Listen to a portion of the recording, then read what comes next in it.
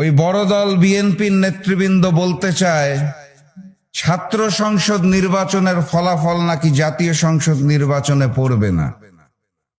আমার কেন জানি মনে হচ্ছে আর কিছুদিন পর জাতীয় সংসদ নির্বাচন, ফেব্রুয়ারির 12 তারিখের পরে ওই বিএনপি নেতাদেরকে বলতে হবে জাতীয় সংসদ নির্বাচনের ফলাফল আগামী স্থানীয় সরকার নির্বাচনে পড়বে না, এবং স্থানীয় সরকার নির্বাচনের পর তাদেরকে বলতে হবে যে স্থানীয় সরকার নির্বাচনের ফলাফল আগামী ছাত্র সংসদ নির্বাচনে পড়বে না। এটা একটা তাল, যেই তালে আমরা এক সময় শুনতাম হচ্ছে ঈদের পরে আন্দোলন, ঈদের পরে আন্দোলন, ঈদের পরে আন্দোলন।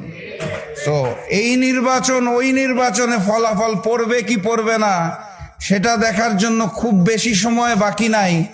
আমরা যেটা বলতে পারি সেটা হচ্ছে ছাত্র জনতা, শ্রমিক, মজদুর সবাই এক হয়েছে। ফেব্রুয়ারি মাসের 12 তারিখে সর্বপ্রথম গণভোটে হ্যাঁ জয়যুক্ত হবে। তারপরে পরিবর্তনের জন্য 11টি রাজনৈতিক দল এক হয়েছে, তার পক্ষেই পরিবর্তনের রায় আসবে ইনশাআল্লাহ।